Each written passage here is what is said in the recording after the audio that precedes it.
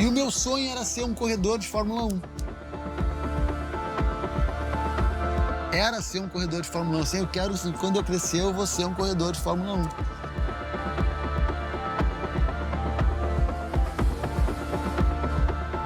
E gostava muito de ver os filmes de Fórmula 1 quando aparecia, sabe, no cinema, essas coisas assim. E foi, aquela coisa foi, né, só crescendo. E no fim, cara, surgiu a bicicleta. Da bicicleta eu já queria fazer as loucuras com a bicicleta. Eu me jogava lomba abaixo de bicicleta, entendeu? E aí aquilo foi crescendo, né, e surgiu a tal das motos.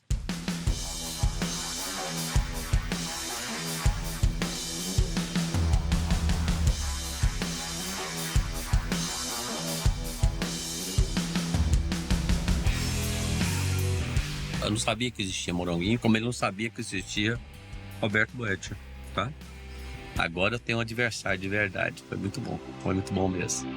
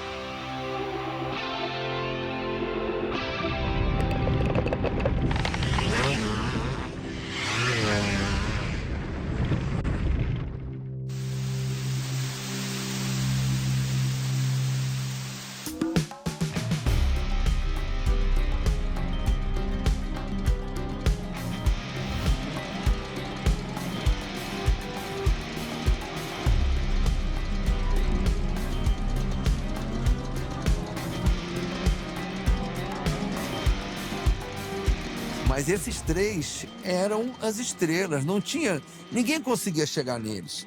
Alguém só conseguia chegar na frente de Moranguinho, Beto Boetti e Nívaro Bernardi se um dos três caísse ou se machucasse. Tá entendendo? Então, a disputa no Brasileiro era pelo quarto lugar. Estamos apresentando Bike Show. Nesse tipo de pista o que vale é a sorte. A corrida vai ser uma loteria. Quem conseguir ficar mais tempo em pé e não ter problema com a motocicleta vai vencer.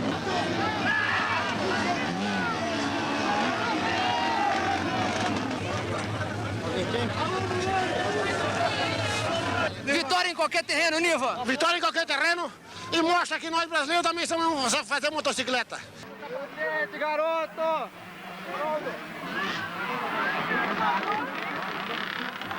Tira a bater, Vem, cara! Ei, Moranguinho! Olha o óculos do Moranguinho. Só pode ter uma coisa, estou muito cansado. Eram mágicos e uma raça. Pessoal que curtia o motociclismo realmente curtia esses três aí. Não dava resultado errado para mim, Morango e por Ivanor. Que ali sempre foi, na começo da década de 70, se não era o primeiro, era o segundo, era o terceiro. Aqueles três posições, o povo ia para lutar, para brigar pelo quarto lugar. Entrava um entre os três primeiros, na década de 70, se um desses três ou tinha quebrado, ou tinha caído e não conseguia voltar para a pista. Fora disso, não tinha para ninguém. Era só os três e pronto. Toda vez que tem três pessoas juntas, sexo masculino vira Três Mosqueteiros, que era uma referência muito grande. Eu acho que esse apelido veio até depois que a gente, né, o pessoal falando da nossa história, que um lá deve ter falado, Três Mosqueteiros, porque na época nem me lembro desse apelido. Foi uma coisa que surgiu depois nas lembranças de alguém do meio que falou, os Três Mosqueteiros, e aí acabou ficando os Três Mosqueteiros, uma brincadeira, né? Mas é mais ou menos isso aí mesmo. Era uma parceria mesmo, apesar da disputa. Primeiro o Nivanor, em seguida o Botcher, ganha os títulos na sequência, e aí começa uma era Pedro Bernardo Raimundo, né? O Moronguinho.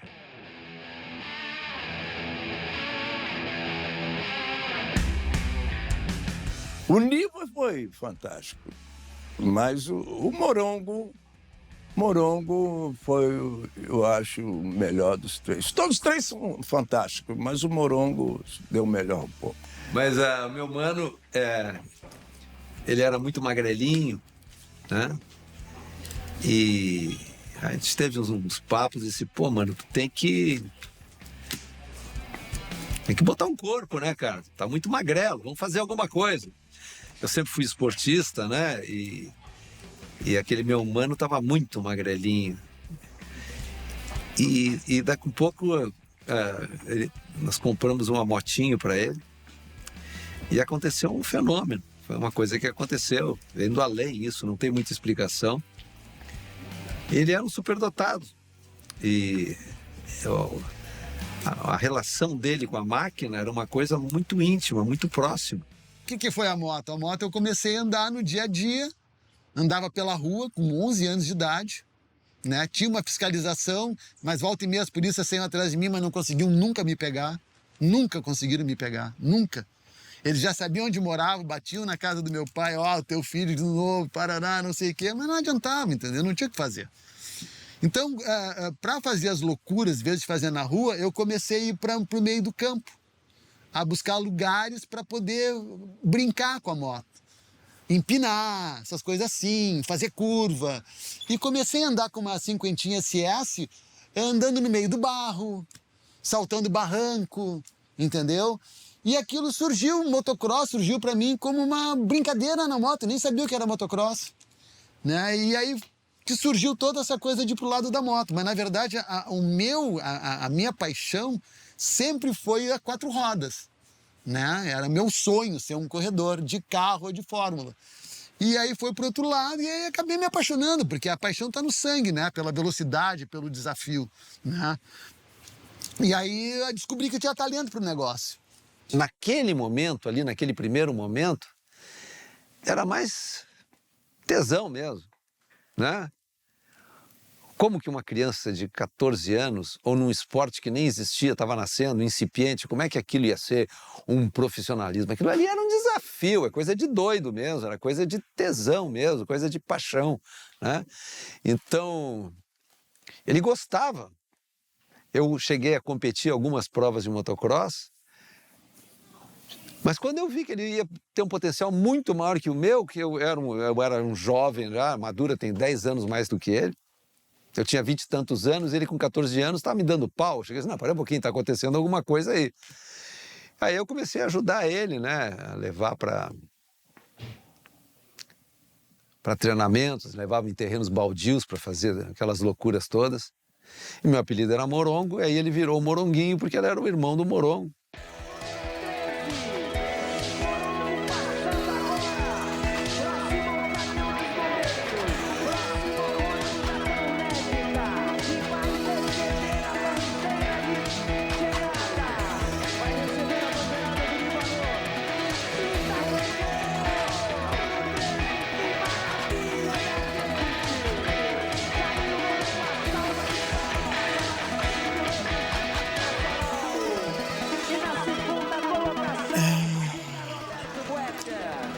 Eu acho que eu lembro. Foi na Trailândia, uma pista que a Yamaha tinha, lá na Via Dutra, do lado da fábrica deles. E eles fizeram uma pista de motocross, o nome dela era Trailândia. E eu fui pra lá de bug Cadron, aqueles bugzinhos, sem capota, sem nada, tá? Foi o Morongo, meu irmão, dirigindo, com a namorada dele, que foi a primeira esposa dele, a Mayra, do lado. E eu fui naquela cachorreira que tinha ali atrás, que era só uma almofadinha, até São Paulo, com um reboquezinho e a moto no reboque. Foi lá que eu tive o primeiro contato com os grandes do motocross da época, né? Lá tava o Denizio Casarini, o Walter Sonsini, o Paulé, o Nivanor Bernardi, o Tucano. E aí foi onde eu tive o primeiro contato com esse pessoal aí. Foi nessa pista, mas não me deixaram correr, porque eu era menor de idade, devia ter o quê? Uns 14 anos de idade. E não deixaram eu correr, não teve jeito, entendeu?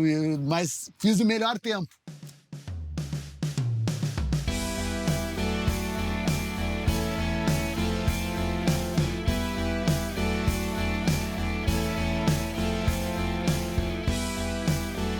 Isso aqui é lá em União da Vitória. Olha o público, olha o que era o público. Isso aqui era pela pista inteira, assim. E esse cara aqui, ó, que tá dando a bandeirada, é o meu chefe de equipe, era o cara da Telefunken, que me patrocinava, que era o chefe de equipe. Ele que tá dando a bandeirada aqui, olha o estilo do cara. E tudo isso aqui eu que mandava fazer. Isso aqui era tudo bordado, ó. E aí tinha a parada de que tinha que botar o fundo preto e a letra branca, que é como aparecia mais, ó. Ó, isso aqui, olha, correndo de jaqueta de couro, calça jeans. Só que pena que não aparece coturno. Aqui, ó, não sei que era Fernando. Olha como é que ele tá correndo, com um macacão de frentista da Ipiranga. Olha a luva dele. Uma luva de frio, de lã, porque não tinha luva. Eu tô sem luva, a gente não corria de luva, cara. Olha o Paulo Araújo. Olha como é que ele tá correndo. Lá no sul, de malha, de blusão de lã, ali a gola, blusão de lã. Cara, era surreal. Isso aqui é patrocínio, ó, Saco Cuecão, que era uma loja de moda jovem, lá de Porto Alegre, e Fredericks Turismo, que era a empresa do meu pai. Ó, aqui eu atrás do Nivanor, olha o que era o pega, cara. Olha a velocidade que vem girando as rodas ali. Olha só. Não queria saber, vinha nos carcanha dele, ó. Essa aqui tinha um reservatório de ar, olha, na suspensão. E ele tava aqui com uma moto de fábrica, tá vendo a diferença? Aqui era uma moto de fábrica, olha a suspensão como é maior, tudo, o tanque é diferente. Ele era piloto de fábrica, né? E eu tava com uma standardzinha ali, ó. Eu não posso dizer que o Niva não era um profissional, era um super profissional. O Neubeuter era um super profissional. Eles não carregaram Shell e Yamaha nas costas por tanto tempo se não fossem. Mas a maneira de abordar o esporte do Moronguinho foi diferente. Tanto é que colocou ele num patamar diferente e ele foi dominante por muito tempo. Não é que disse que era bom. Ele foi muito bom. Pedro Raimundo. Eu fui mecânico dele para um mundial, para um latino-americano. Ele era muito bom piloto. Pedro Raimundo, primeiro colocado, subindo ao pódio como o primeiro colocado, categoria 125, Copa Amador, Campeonato Brasileiro. Recebendo o troféu de Aloy Cogliano, que deixou recentemente a presidência da Confederação Brasileira de Motociclismo. O grande desafio dele tinha com respeito a todos os outros que competiam, o Boetcher e muitos outros, mas o grande espinho dele era um cara que se chamava Nivanor Bernardes, que não está mais entre nós, já foi, né? Que era o touro lá do Paraná, um cara forte, um cavalo de forte. E em São Paulo, numa grande prova lá do Campeonato Brasileiro, na última curva, e o moleque veio atrás do Nivanor, deu aquela pancada lá, já saiu de lado e bum, enfiou. Só que se o Nivanor entrou em terceira ou quarta marcha, ele entrou em 18ª marcha, entendeu? E no meio do salto, ele passou por cima do Nivanor, bem, assim, mas muito alto. E lá na frente, logo lá na frente, era a chegada. E ele, pum, chegou na frente do Nivanor. A moto quebrou toda, ele quebrou o braço, quebrou tudo, ganhou a prova. Quer dizer, é um troço muito louco, é muito além de só competir, entendeu? É tesão mesmo de... Então, isso aí que faz um campeão, né? Esse é o diferencial. O Nivanor tá aqui embaixo, assim, saltando, aqui embaixo, e aparece eu saltando, passando por ele uma moto na frente, bem na bandeirada. Mas só que eu tô 3 motos acima dele. Uma coisa absurda, entendeu? Tipo assim, saltando 7, 8 metros de altura, que pra época, imagina uma moto de cross saltar 7 ou 8 metros de altura e cair no seco. E aí em cima das costelas. Então eu caí em cima das costelas, a moto quebrou toda, com certeza, quebrou os 2 cubos de roda, quebrou tudo, quebrou raio, quebrou roda. Eu quebrei o pulso, né? Mas venci a corrida. Então... Moronguinho, mais um título, agora são quantos? Agora são 14 títulos nacionais, 8 na 125, 6 na 250. Isso aí é o resultado de muito trabalho. Número 1 novamente, né? Número 1 novamente na 250, como você pode ver. Recuperado depois de perdido. E vamos ver se a gente não tira mais esse número 1 daí. Até se aposentar, né? Olha, eu não sei quem é que tem mais título que ele. Pergunta para ele quantos títulos ele tem. Eu perdi a conta, né? Um monte. Né? E foi campeão, acho que 2 vezes latino-americano também. E então, eu desconheço. Talvez agora, depois que eu saí do circuito, né, do mundo do motocross, talvez tenha aparecido alguém mais bacana do que ele. Não sei. Agora, do que eu me lembro, ninguém ganhou tanta prova que nem ele, e tanto título que nem ele. Em várias categorias, né? 125, 250, ele ganhava tudo. Quer dizer, porra, não tinha mais lugar para guardar troféu lá em casa. Foi um problemaço. Já estava entrando para dentro de casa, para os armários, já não dava mais. Aquele quarto lá não chegava mais, era uma loucura. Não que eu tenha sido mais rápido, que eu tenha sido mais técnico, mas eu tenho certeza que eu fui o que mais busquei. Ainda não nasceu um moronguinho ainda, tá? E espero que nasça. E eu sempre botava na cabeça o Moronguinho, que o Moronguinho sempre foi um profissional, assim, tipo um Pelé da moto, para mim, eu posso dizer. Porque ele era uma pessoa, cuidava da alimentação dele, ele surfava, ele treinava para cá. Então, ele foi a minha inspiração. Para mim, quando você fala Moronguinho, a primeira coisa que eu penso é que ele era um piloto forte. Eu até quando eu vim para o Brasil não conhecia nada do Brasil e ele andava bem mais que eu pensava. Ele andava bem. E focado. E se tem um cara louco para focar, é o Tardo Moranguinho, meu amigo. Ali é que nem o Chumbinho. Você pode pegar que a história do Chumbinho, você vai ver que ele é um cara que se dedica, que é focado, e ele talvez não seja o mais técnico nem o mais bonito de você ver andar, mas também era o mais raçudo. O Morongo me marcou bastante, assim, entende?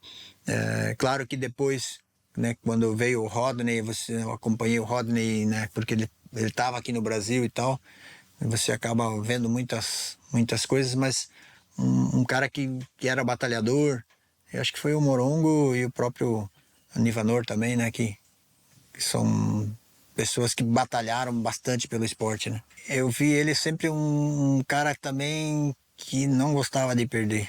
O Moronguinho era o cara mais suave, mais liso, impressionante. Na areia era bonito de ver ele andar. Eu vi uma corrida dele na areia, no Rio. Nossa, é impressionante. Chega a arrepiar, assim, só de lembrar, ver a disputa dele com o paraguaio e paraibinha. Mas ele era o cara que acho que andava melhor na areia, assim. Ó, isso aqui é a corrida na praia. Isso aqui, ó, é em Capão da Canoa. Foi a primeira corrida, eu acho. Olha só que loucura. Olha o público lá na beira da praia. Isso aqui era muita gente na beira da praia. Eu tô aqui, ó. E aqui é o meu irmão, ó. O irmão do meio, ó. De calça jeans, camisetinha. Meu irmão também. E aí, aqui já era... Não, aqui era moto trail ainda, ó. Isso aqui era as AT1 125. Essa aqui foi as primeiras. Essa aqui foi, eu acho, o primeiro ano das corridas. Que loucura isso, cara. Tem umas fotos muito animal, cara. Ele representa muito porque na época, quando eu comecei, eu lia muito sobre o Morongo, eu acompanhei muito a carreira dele, né?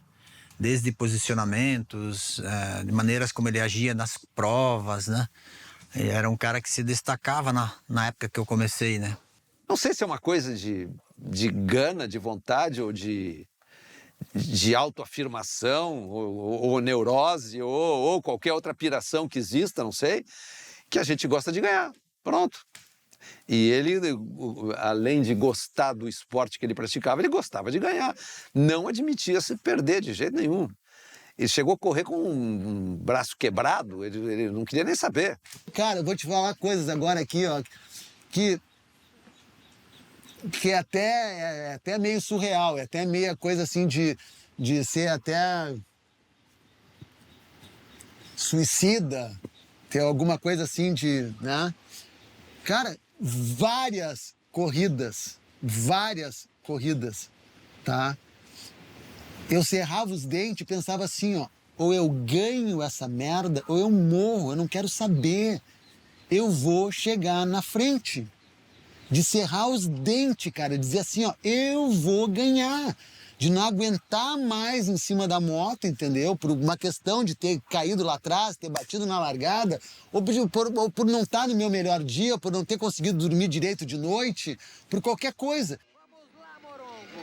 São 30 segundos de diferença, mas não pode errar, não pode haver nenhuma falha sequer. E o caneco será seu. Tá lá o Morongo. São apenas 150 metros da chegada. Vamos lá, Morongo. É o número 20, líder da prova. Vai receber agora a bandeirada do diretor de provas. Daí é o último momento desta categoria C. E agora o Willy para comemorar. E o Niva na grande vitória. São quase 30 mil pessoas aplaudindo o seu ídolo Moronguinho. Se você perguntar para mim quem foi o maior piloto da história do motocross brasileiro até hoje, eu vou dizer Moronguinho. A figura do Nivanor, para mim, a figura do Botcher, tem uma representatividade muito marcante dentro de mim, por eu ter sido o garotinho que conviveu com eles, né, do lado do pai. Mas o Morongo foi um ponto fora da curva da nossa história. Com certeza foi. Ele é o... Para mim, é o cara.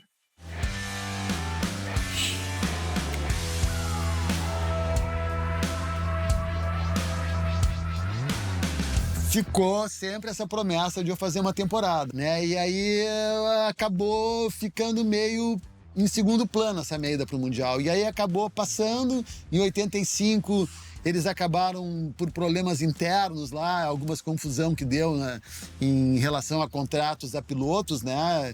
Algumas divergências, né, de valores, tudo, por eu ser o campeão, tantas vezes campeão, ganhar 3 vezes menos que uma pessoa que estava entrando há pouco né? Os japoneses não entenderam isso e acabaram desmanchando a equipe em 85. Né, em final de 85. Então ficou na saudade, ficou na promessa e não deu para mim. O que aconteceu? Fizeram de tudo e ele até tinha uma promessa da Honda para ele disputar um Mundial nas condições que foi o Buett.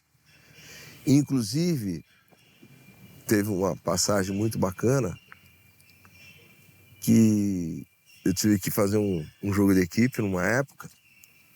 Para ele participar por contrato, ele tinha esse direito da Copa das Nações, entre aspas, que foi no Japão, uma corrida, onde ele foi para representar o Brasil. Só que a Honda já queria estar certeza que o título não saía da mão da Honda e que não poderia cair na mão da Yamaha.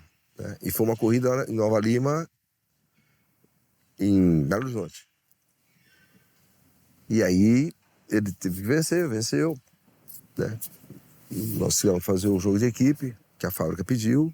Todo mundo achou que eu não ia cumprir o papel, porque eu dei um susto nele na última volta e todo mundo lá. E a poucos metros as coisas aconteceram como tinha que acontecer. E a paz reinou e ficou legal para sempre, vamos dizer assim, né? E aí em 82, eles, como prêmio, eles me levaram para o Japão, que é onde vinham os melhores pilotos de cada região. Veio 2 da América Latina, era eu e mais um peruano, se eu não me engano.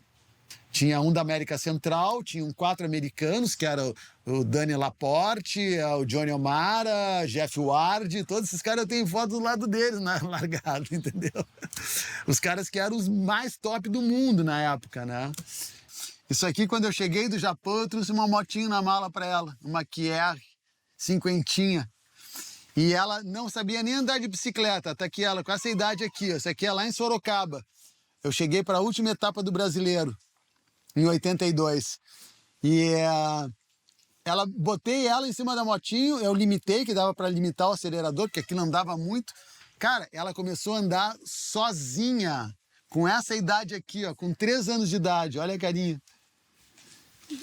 Começou a andar sozinha na moto, a galera não acreditava, ela andava pelo boxe numa motinho, cara, com essa idade.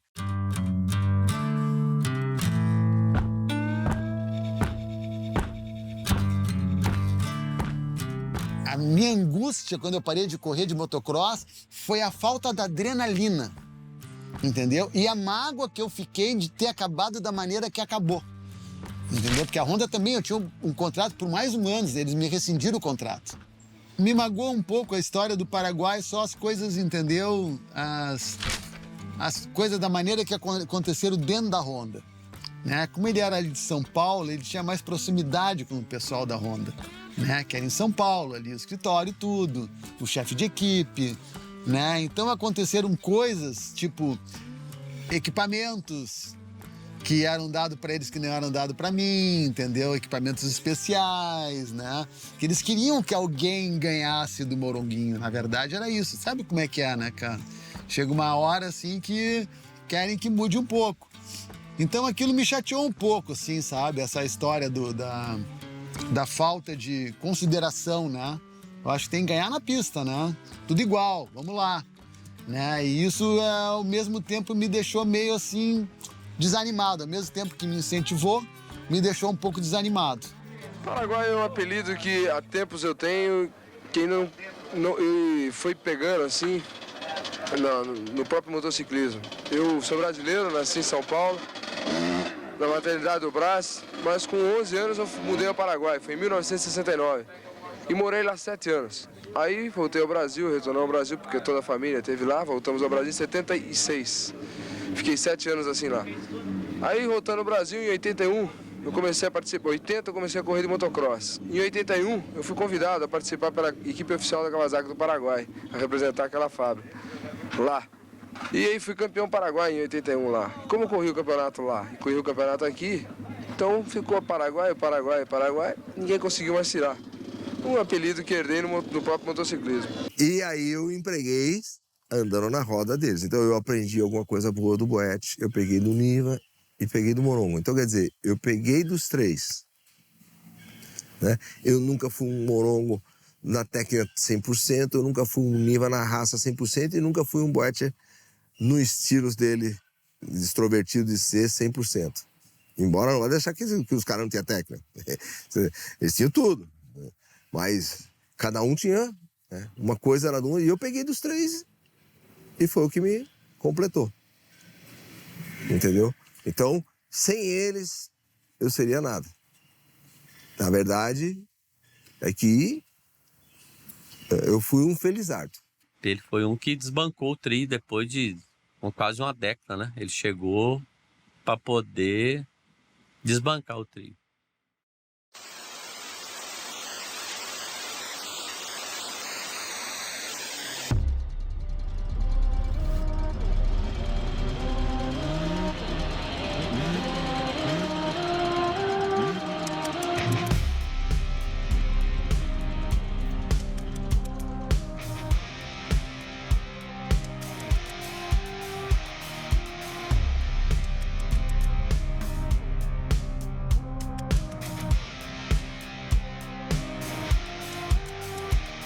Levei muito pau do Niva, levei muito pau do Boete, levei muito pau do Morongo. Quer dizer, eu aprendi a andar na roda deles.